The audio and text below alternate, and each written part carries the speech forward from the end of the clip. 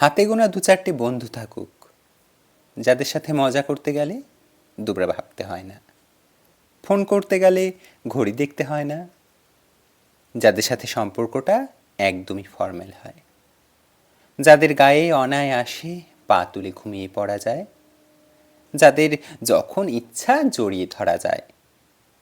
একটা মনের মানুষ থাকুক, যাকে হারিয়ে ফেলার ভয় পেতে হয় না, যে ভালো মন্দ সবেতে সমানভাবে বর্তমান, যাকে চোখ বন্ধ করে বিশ্বাস করা যায়, যার হাসিতে দুঃখ ভোলানো যায়, যে মনোমালিন্যের সমাধানে ব্রেকআপ বলে না, আলোচনা করে ভুলগুলো ঠিক করে নিয়ে আরও শক্ত করে হাত ধরে নেয় বরং।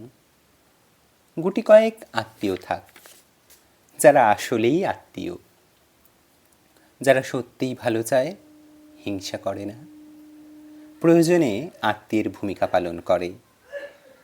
পরিবার হোক মানসিক শান্তির জায়গা, বাড়ির লোকগুলো ব্যাকবোনের মতন সাপোর্টিভ হোক।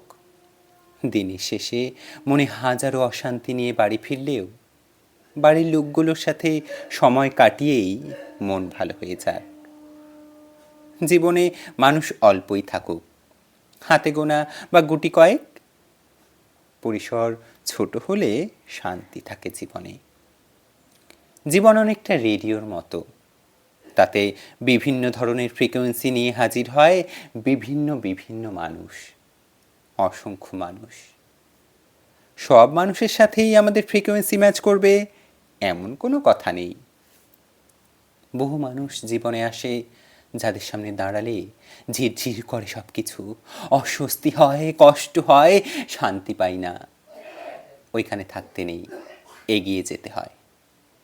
অনেক অনেক মানুষ পেরিয়ে গুটি কতক মানুষ পাওয়া যায়, যাদের সাথে আমাদের ফ্রিকোয়েন্সি ম্যাচ করে যায়। তাদের সাথেই গান হোক, বন্ধুত্বের গান, আনন্দের গান, দুঃখের গান, ভালোবাসার গান, জীবনের গান।